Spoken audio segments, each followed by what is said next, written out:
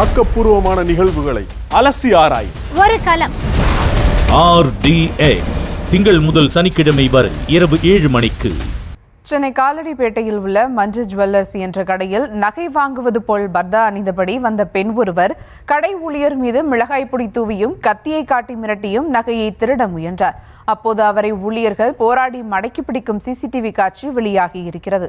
அது குறித்து அந்த காட்சிகளை தற்போது பார்த்து வருகிறோம்.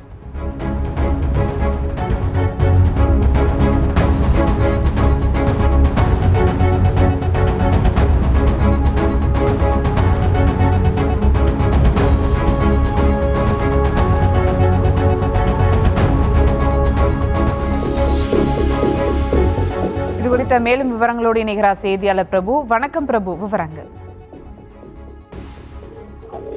வணக்கம்.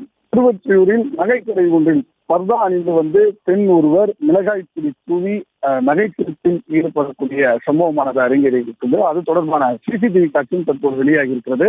வடசென்னை திருவொற்றியூர் கால்டிப்பேட்டை மார்க்கெட் பகுதியில் தேவராஜ் என்பவர் மஞ்சு ஜுவல்லர்ஸ் என்ற கடையை நடத்தி வருகிறார். இந்த நிலையில் அவரது கடைக்கு பர்தா அணிந்து வந்த பெண் ஒருவர் நகை வாங்குவது போல நடித்திருக்கிறார். திடீரென அவர் மறைத்து வைத்திருந்த ஒரு சிறிய கத்தியை எடுத்து அவர்களை தாக்க முற்பட்டு மிளகாய் பொடியும் தூவ முயற்சித்துள்ளார். இதை எதிர்பார்க்காத அந்த கடையில் இருந்த ஊழியர்கள் அந்த பெண்ணை மடக்கி பிடித்து போலீசாரிடம் ஒப்படைத்திருக்கிறார்கள்.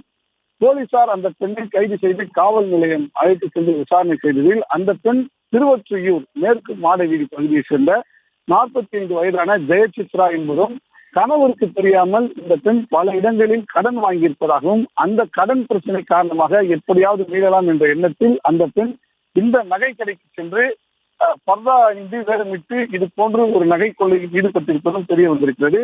தற்போது இந்த பெண் பர்தா அணிந்து கடையின் உள்ளே சென்று அந்த கொள்ளை முயற்சியில் ஈடுபடக்கூடிய சிசிடிவி காட்சியானது வெளியாகி அதிர்ச்சி ஏற்பட்டிருக்கிறது.